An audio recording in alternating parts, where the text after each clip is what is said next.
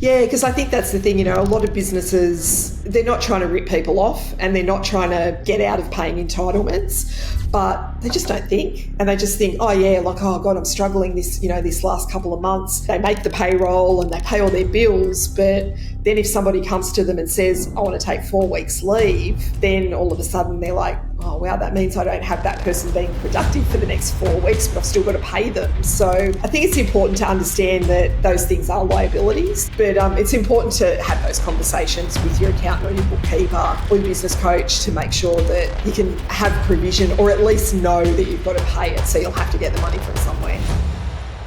Karen Hillen brings over 30 years of HR, staffing and payroll expertise to help business owners manage their people with confidence. She provides the tools to boost productivity, maximise profit and remove the stress of HR issues.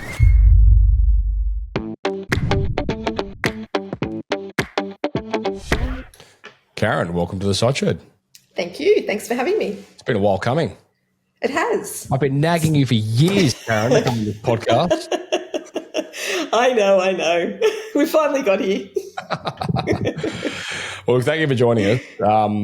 So before I let you sort of introduce yourself, just for your listeners and viewers out there, today we're going to be talking all things relating to HR, and especially I asked Karen to come on the show today because she's like my virtual HR consultant or fractional, whatever you want to call that. But even recently we had a conversation around like employee versus contractor, what that model looks like. And I know a lot of you guys out there have those same conversations internally. And so we just want to try and just set a few things straight in relation to, entitlements and pay rates and, what the right type of employment is for various different types of team members, how to manage employees and so on and so forth, those kind of things. So Karen, thank you once again for joining us.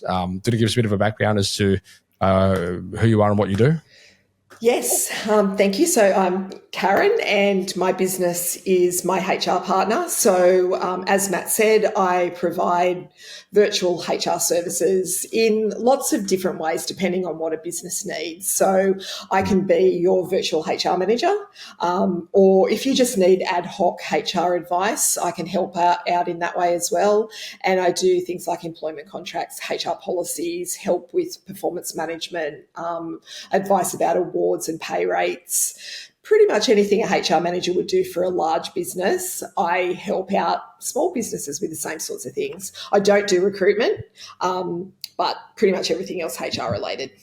So I guess just for context, for you guys watching this or listening to this, the reason that I use Karen from time to time is to help me with creating different contracts and agreements and things like that for team members and so on and so forth. And we recently had a scenario where one of my team members who was remote moved to Australia and then became onshore. So I needed Karen's advice in relation to what we have to do from taking him from an offshore contractor to an onshore employee, essentially.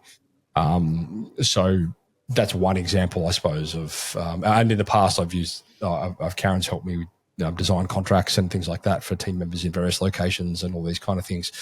So I probably truthfully don't even really know the full extent of all the other things that you do over there. So maybe we'll touch on a few of those. But I thought we'd start with the employee versus contractor thing, because I know that is quite common, especially in the trades. Even back when I used to be a plumber, like there was that, with the businesses that would just hire you as a contractor, even though probably they should have been paying you super and then probably you should have actually been an employee and all these kind of things. Yeah.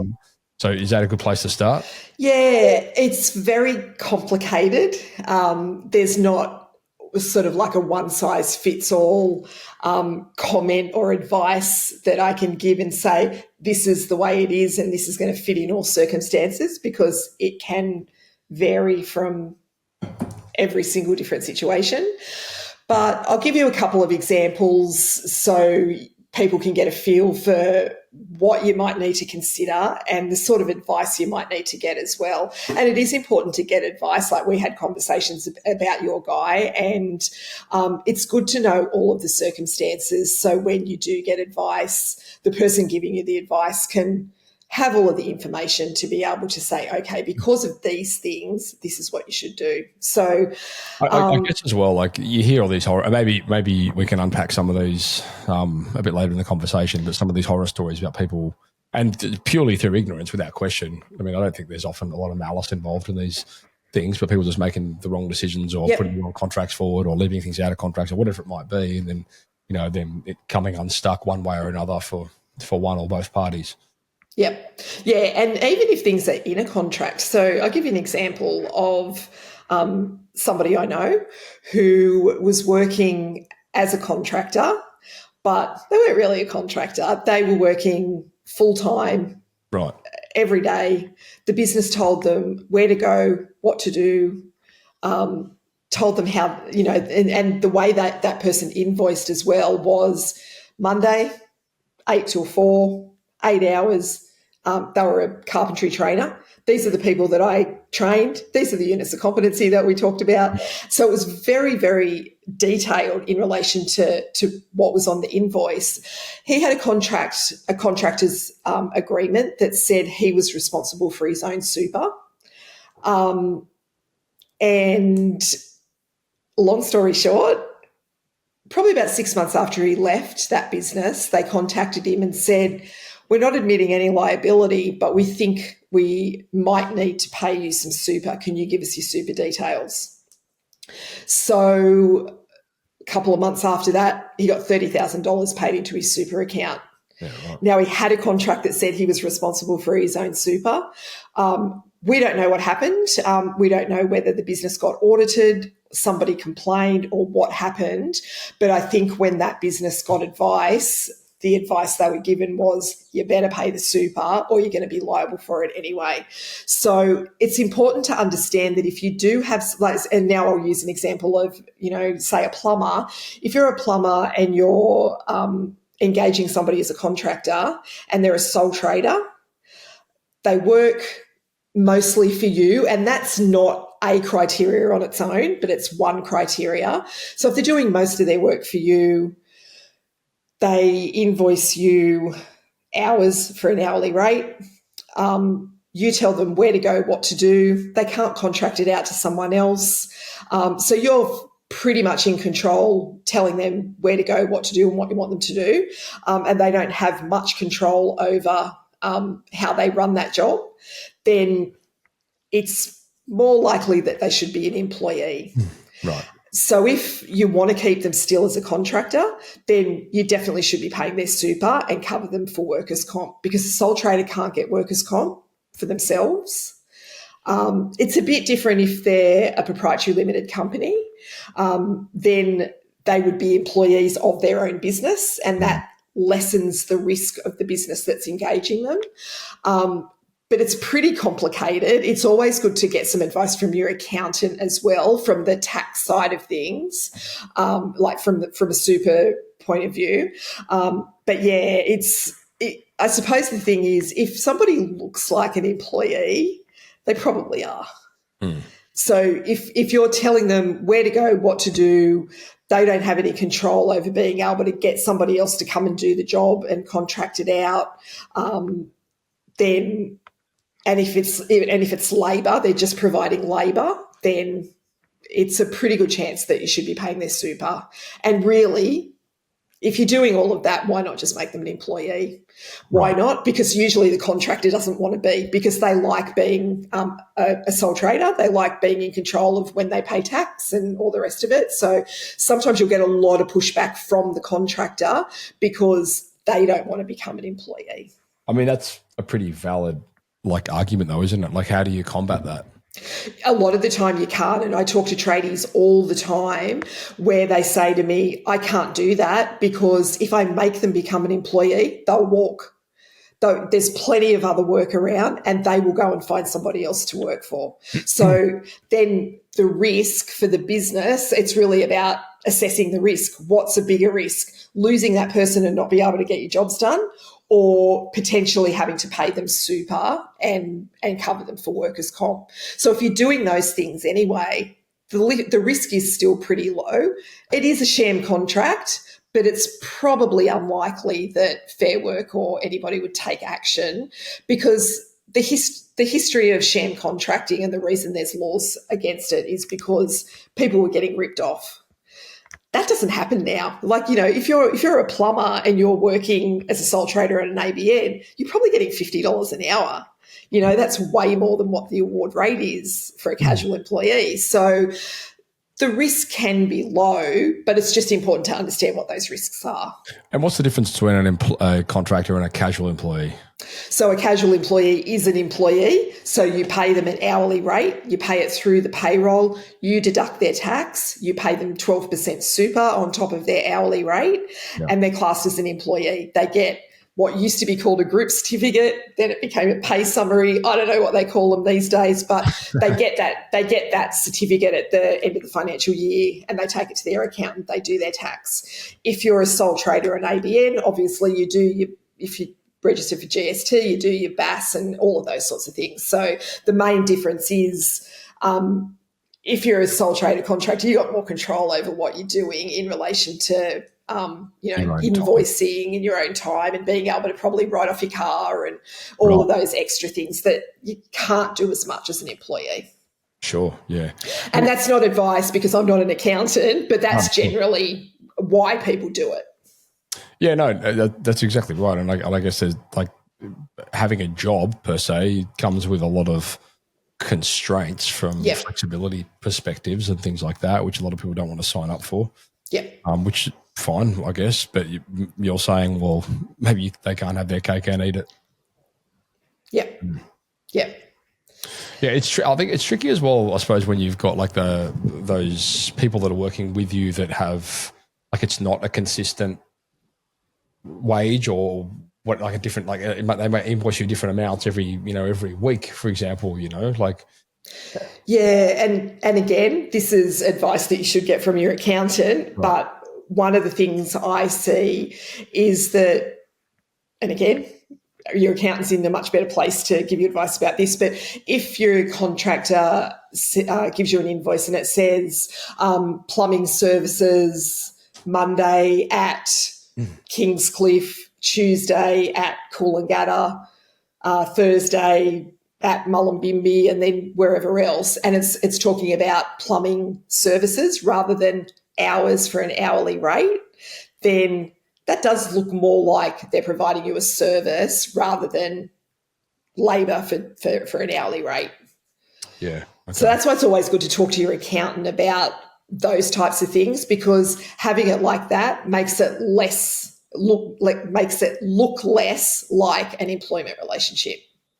Sure. I remember being in a job at one point when we all got changed from, I'm pretty sure it was like staff to employees to casual employees or something along those lines, because the business didn't want to pay something. I can't remember what it was, but we were all pretty young. We had to sign an agreement and there was like a representative there, and it was like this big kind of sort of felt a bit intimidating, to be honest. I was only young, mind you. Yep. And, that was going back a while. I guess there's a lot of other probably less obvious. I mean, there was that whole conversation. I don't know if it's still relevant about like the 80-20 rule, is that? Not really. Yeah? Okay. There's more to it than the 80-20. So that's one of the things that you need to look at. So, if someone's doing the majority of their work for you, they're probably more likely going to look like an employee, but it's not the only thing. Somebody could do 80% of their work for you, but have a whole team of people, and they might be a company, so they're providing you a service. So then that might be okay. So 80-20 is only a small part of all the things that you've got to look at. Mm. Yeah, okay. So if they have like other team that is delivering work on their behalf, then that's like a real kind of contractor.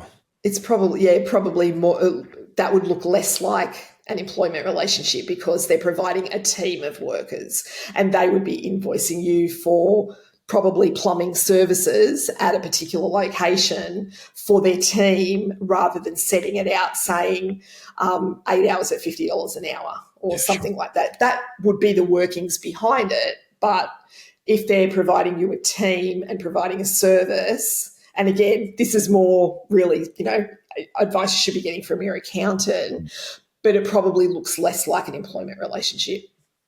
What about entitlements and, holidays and sick levies and all these kind of things? Yeah, I'm going to start with the biggest one that most people don't know about when it comes to the plumbing award, building and construction, timber, joinery, and one or two others. There's an entitlement for redundancy payment, even if someone resigns. Huh.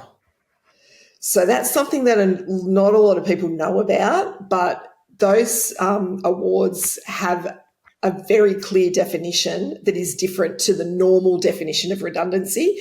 And the wording says something like a redundancy in the context of this award is when somebody leaves in any circumstance unless it's serious misconduct or refusal of duty.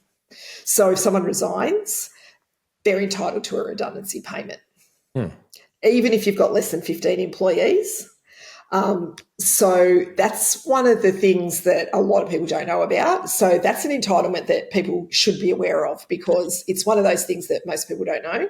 Well, that's absolutely right. I mean, and is that under a certain type of agreement? Like, is that like No, that's the award. So the plumbing award, the building and construction, timber, joinery, there's a couple of others, but they're the main trades-based awards. And what does a redundancy actually look like? Because truth be told, I've never had or heard of anyone in the trades getting one. So there's a calculation in each of those awards. And so say, for instance, someone's been with you for 4 years and they resign or you terminate their employment, even if it's for poor performance, they would be entitled to 8 weeks redundancy payment if they've been with you for 4 years. That's the maximum. And there's a sliding scale and there's a calculation in the award that tells you what the entitlement is up to 4 years of service. Because you hear about these corporations which pay these redundancies like hundreds and thousands of dollars kind of thing. I guess it's not that. It's not that.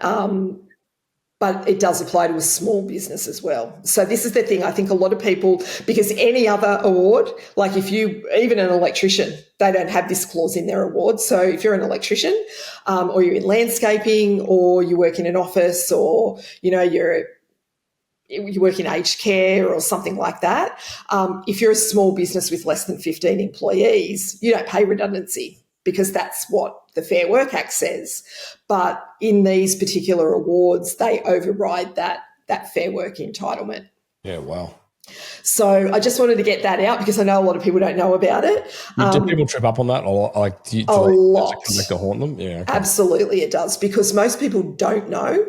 Right. And then some savvy employees do know. So then they'll come back and say, hey, you owe me a redundancy. And then the business says, no, I didn't make you redundant. And then once they look into it, they find out that it is actually an entitlement. Yeah, wow.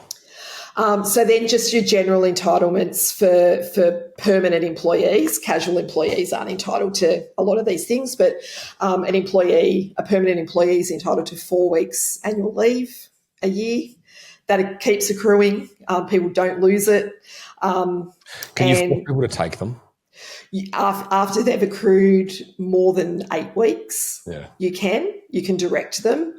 You can also direct them to take it over the Christmas New Year period, but you've got to give them, again, it depends on your award, but it's either 2 months or 1 month notice of the dates that you're shutting down.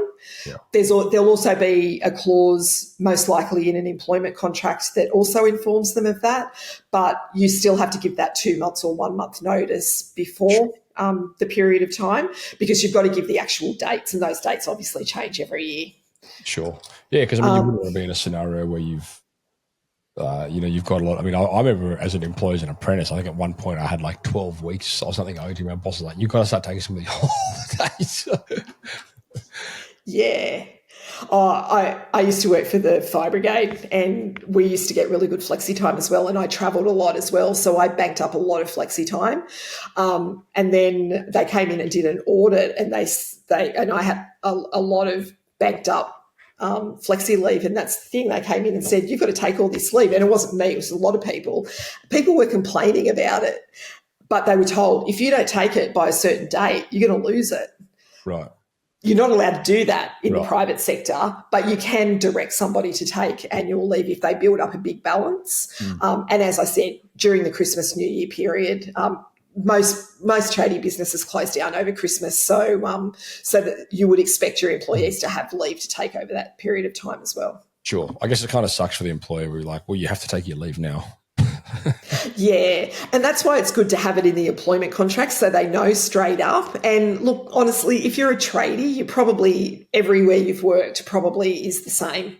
You know, I don't know many, there's a few, but I don't know a lot of tradie businesses that that don't close down over the Christmas New Year period. Most do. So if you're in the industry, you probably know that that's something that you're going to do. So employees are also entitled to 2 weeks sick leave every year. That keeps accruing as well. That doesn't get paid. Sorry? Never really understood how that accrues. Yeah, so back in a long time ago, you used to get 10 days at the start of however it worked, and then when on your anniversary you get another 10 days. The way it works now is your payroll just accrues it every pay. So you'll see in your payroll that people are accruing their leave every week or every fortnight, however you pay.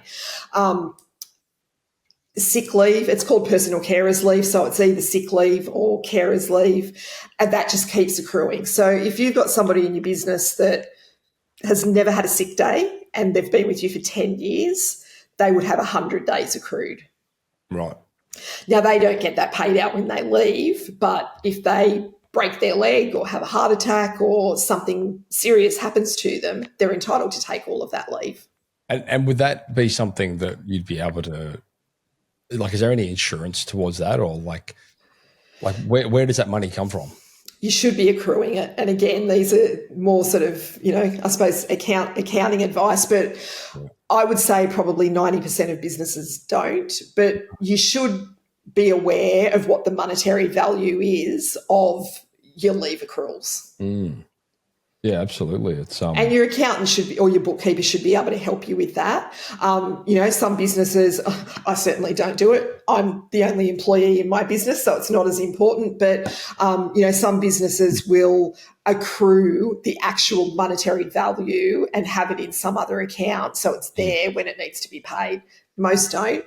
A lot of businesses don't do that, but it's important to understand that they are entitlements that can be paid out at any time. With sick leave, like I said, you don't pay it on termination of employment, so there's a good chance you're never going to have to pay out the sick leave, but it is important to understand that it's there as an entitlement. So if people do get sick or injured, you have to have the money there to pay it. And I talk to a lot of businesses where, they're about to wind up and they say, I talk to them about the redundancy process and they say, oh, wow, I've got to pay all that money. Can I pay it, over a few installments to my employee? No, you can't. There's in the award, it usually says that you've got to pay it within 7 days or on payday. So I think it's important. And again, this is more accounting, something an accountant would be good to talk about. It's important to make sure that you've got provision for the monetary value of that leave so it doesn't come as a big shock.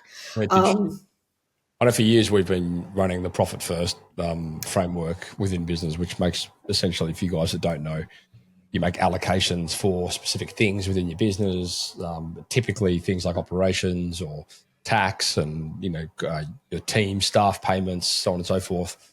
But I guess this would be a conversation that you probably incorporate into that realm to making sure there's allocations, like buffers put away for certain things. Yeah. Yeah.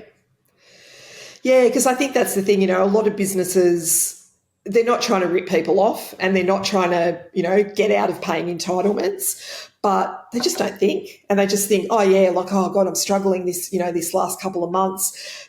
They make the payroll and they pay all their bills, but then if somebody comes to them and says, I want to take 4 weeks leave, then all of a sudden they're like, oh, wow, that means I don't have that person being productive for the next 4 weeks, but I've still got to pay them. So I think it's important to understand that those things are liabilities. And again, this is, not accounting advice. I'm not an accountant, but it's important to have those conversations with your accountant or your bookkeeper or your business coach to make sure that you can have provision, or at least know that you've got to pay it. So you'll have to get the money from somewhere.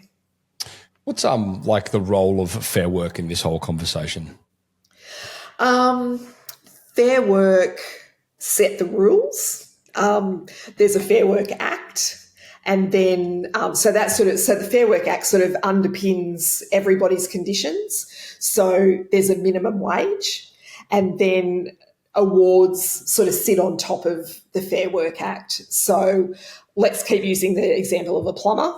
There's a plumbers and fire sprinklers award. So if you're a plumber or an apprentice plumber, you're covered by that award. So the award is, I suppose, administered by the Fair Work Commission, and it has all of the entitlements of employees. So Fair Work set those rules, and they're there for people to get advice or to make complaints if they have to. My experience with Fair Work, I call them if I'm not sure about something. They're really there to make sure that people get their entitlements and people understand what they need to do. They're not out to fine you if you make a mistake. Right. They're really there just to make sure that you're following the rules and that, you know, people are getting their entitlements. So would you sort of lean on them as like a resource? If I'm not sure about something, yes, absolutely. I call them, I wouldn't say I call them every week, but, you know, probably maybe once every couple of months I'll call them if I'm not sure. If I'm, you know, I look at the award and I go, I think it's this, but my client doesn't agree, or I'm not really sure, I'll call Fair Work and say, this is what I think, here's the clauses. And then, you know, they'll usually go away, speak to one of the senior advisors, and then they'll come back and they'll give me some advice. Yeah, okay. So I like being able to have them as a bit of a sounding board if I need them.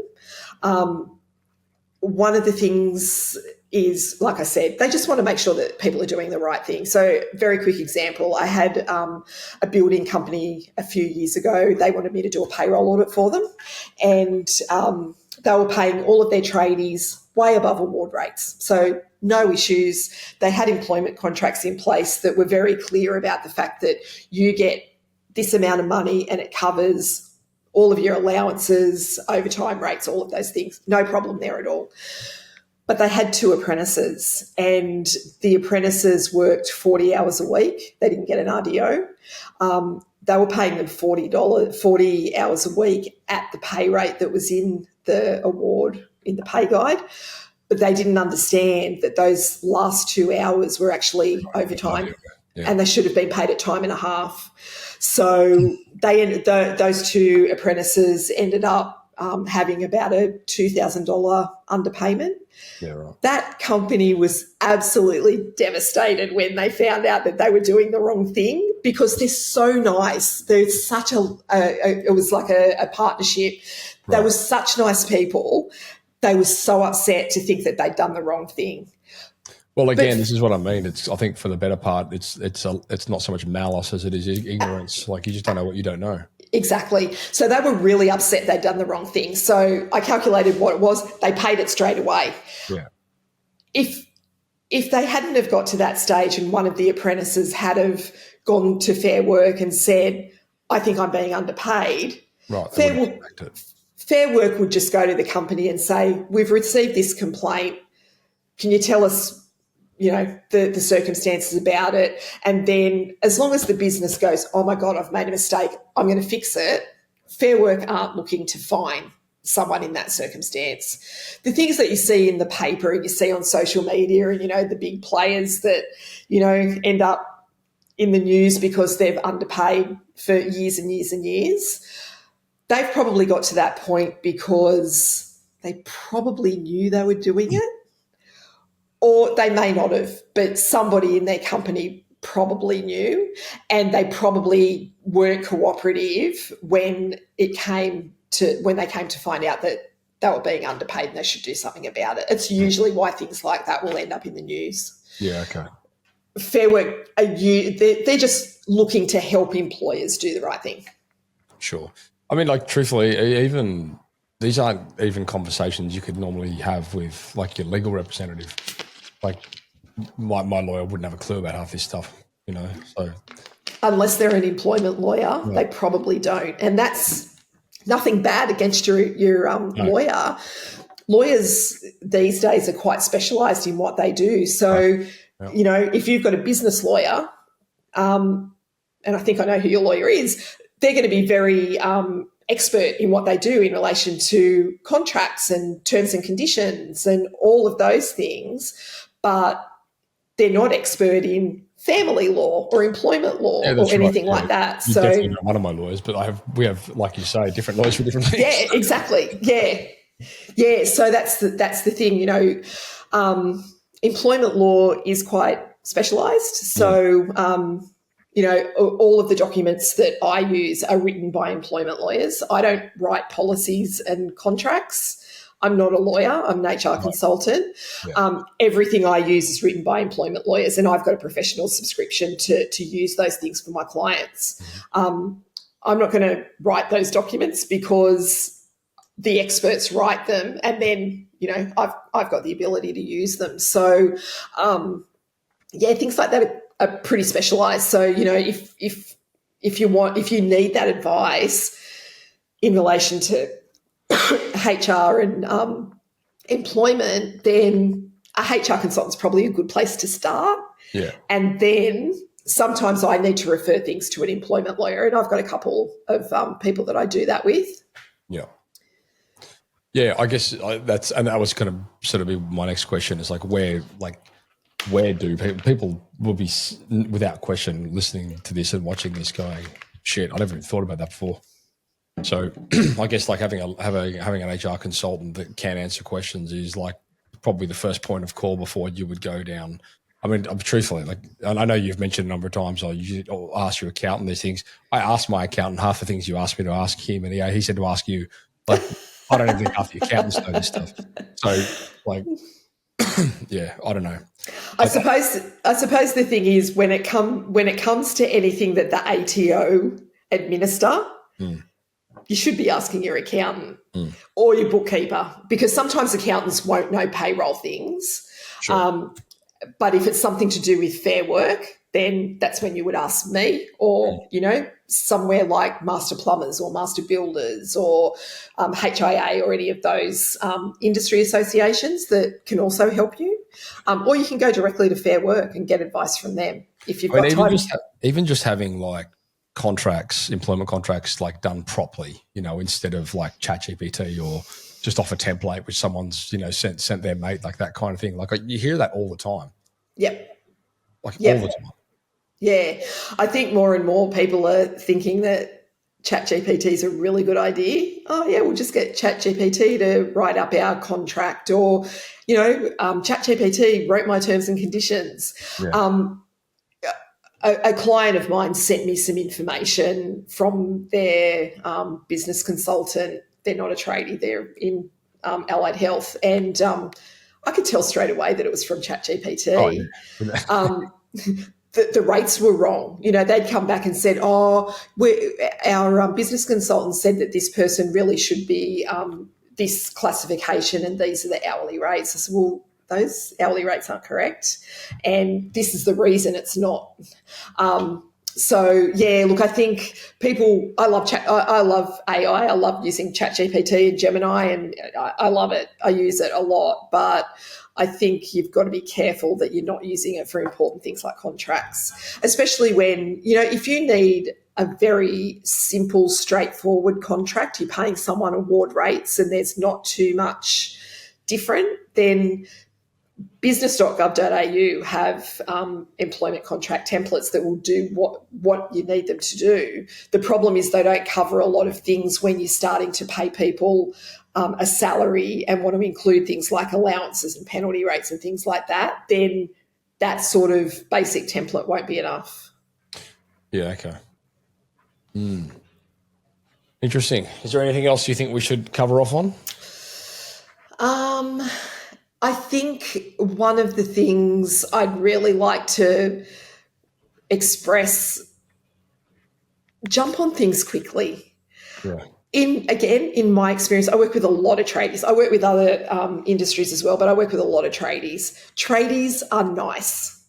Tradies want to be the good guy. They want to be the friend. They want to be the best mate. They want to do all the good things, and that's fantastic.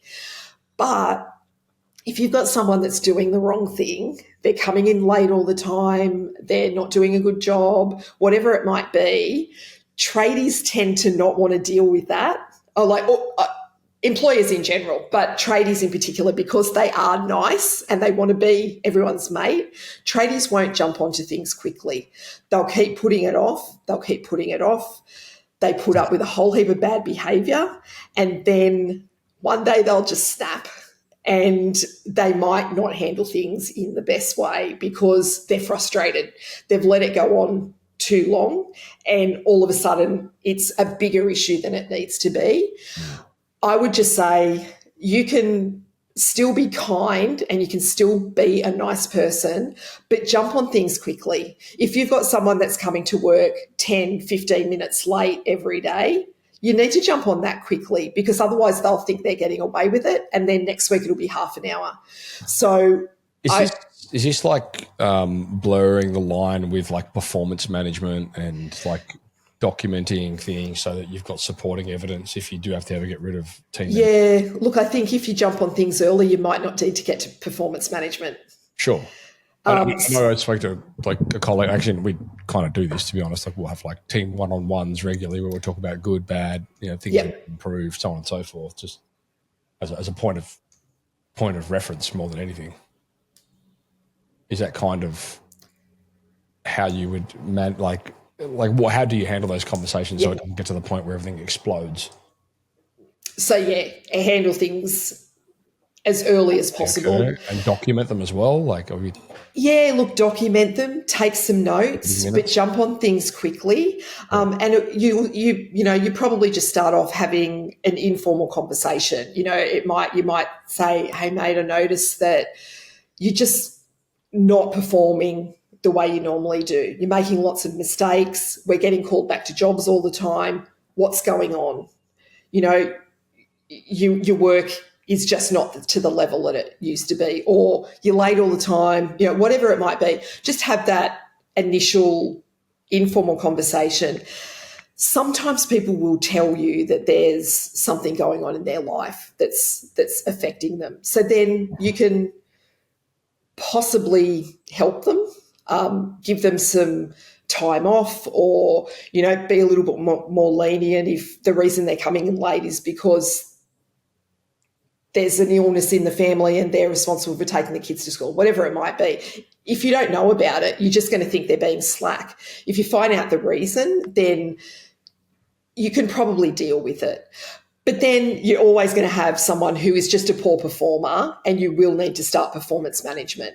And when you get to that stage, you do need to be a bit more formal. You do need to invite them to a meeting, tell them they can bring a support person, go through all the things they need to improve. And that's when you really should start documenting it more formally. And I can help with things like that, with templates and processes for people if they're not sure what to do. Is there a cadence by which contracts should be renewed and updated and reissued and those kind of things?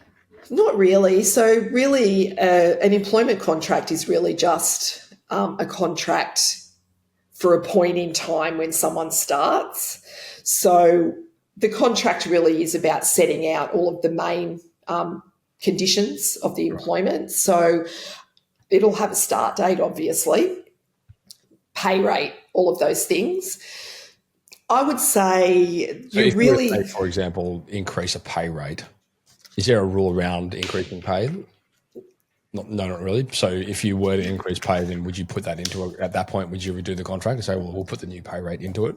You can if you want to, but there's no rule to say you have to. Okay. If nothing else is changing, you could just simply email or have a really short letter that says, congratulations, your pay has increased from the 1st of December from $80,000 to $90,000 a year, or whatever it might be. It doesn't have to be a whole new contract. There's nothing to stop you doing that, but it's not really necessary.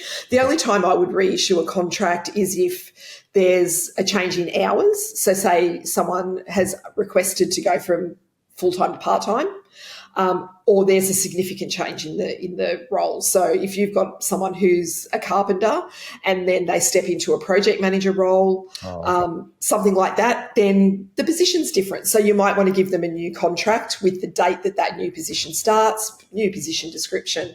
But if it's just a pay increase, you don't have to. You can, but you don't have to. And is it similar like obligations, I suppose, I mean, probably without the entitlement side of things, but for, if you have like a VA in different, country and so on and so forth, pretty common these days. Yeah, very common. It's completely different because I suppose there's two ways people are engaging overseas VAs. Some people are doing it directly. Yeah. Others are doing it through an agency. Okay. I think if you're doing it through an agency, you're just paying the agency's invoice and the agency employs them. Yeah. And I think there's probably a bit of a mixture of the agency being based in the country. So let's use Philippines as an example, where, they are abiding by all of the employment laws in that country. I think there's something in the Philippines about getting an extra month pay or whatever it is. But then I'm seeing more and more people are starting to engage VAs directly. There have been a couple of cases lately where overseas workers have actually claimed that they should be employed under Australian law. Oh, yeah. And there's a few cases going on about that at the moment. I think they're still sort of being heard. So it can be complicated. Sure. Well, I suppose with that, they would have to be within Australia though, right? Not necessarily, apparently. Oh, okay. So there's been a case lately where the person has argued, and I think I'm not sure if they were in the Philippines. I think they might have been, but what they've argued is that all of everything that they did in the business was, although they're not based in Australia, the business operations were in Australia. I don't know the full details of the case, but I think a lot of the time too, when you're engaging VAs or other workers in other countries, sometimes it can be a contractor arrangement as well. So that's probably a little different as well. So they might be set up as a contractor in their own country as well. Yeah, right. It's a little bit out of my expertise. Yeah. It's interesting though. There's a lot of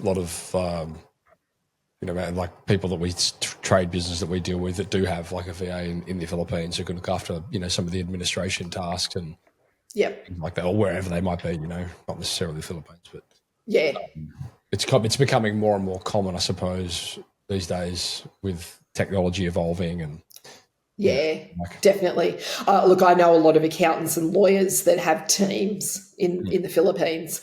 They're very well educated, and they've got a really, really great work ethic. So it makes sense. Yeah, we've got loads of offshore team. They're brilliant. Yeah. They're really good. Yeah. All right, cool. Look, Karen, I know you've got a website with a bunch of resources on it and a portal where people can actually get access to certain resources and downloads and documentations and all those kind of things. Yeah. Is that all over at myhrp.com.au? Yes. Okay. Yeah. And who does that best suit? So if you have a look on the website, you can see all the different services. So like I said, I do work with a lot of tradies. So I've got a lot of things that are tailored to tradies. Like I've got a tradies HR policy handbook that has all of the policies that tradies need, like, vehicle, mobile phone use, drug and alcohol, all of the things that the tradies find important, PPE. But then I've got the HR Hub, which is the online portal that people can subscribe to. Yep. There's a whole heap of templates in there, not contracts or policy templates, but templates in relation to processes, checklists, videos. I do a monthly Q&A call, and if you're a member, you can also get HR advice by email. Okay. Awesome. Well, I'll have links to all that in the show notes for any of you guys that are interested in that. But again, I do encourage you to as Karen's already alluded to, just in these scenarios, lean on someone who does know more about this, because it's not common knowledge, and it's your ignorance is not your excuse. So yeah, and look, I've got a 10-minute free call, so if you need to find out more about contracts or policies and things like that, you can book in there. But I also have a 15-minute HR advice call that you can book in and pay for, and I can cover a lot in 15 minutes. Fast number. That's great. Well, Karen, thank you so much for coming on the show. I know it's great to finally have you here. Thank you. And as I mentioned, a long time coming, but yeah, I'm sure if any of you guys do have questions in relation to anything we discuss, contracts, HR, whatever it might be, by all means, when you see this podcast come through, if you've got questions, ask them, and inevitably I'll rubber arm Karen into coming back on to answering some of those. No problem. Karen, thank you so much for your time. Listeners and viewers, I hope that was useful. And that is a wrap. Hey guys and girls, how would you like all of the value adds left behind from our podcast guest all put together in the one spot? We've pulled every tool together, every template, every resource shared on the show, and we've packed them all into the Tradie Academy. It's free to join, and it's built by the team behind the site shed and tradiewebguys. Inside, you'll get marketing tips, business tools, and first access to future resources, all in one simple dashboard. Just head across to tradie.wiki/pod. That's tradie.wiki/pod. The link's in the episode description. And once again, you just log in once and then you're all set. And if you want to get notified of upcoming episodes, hit subscribe or follow.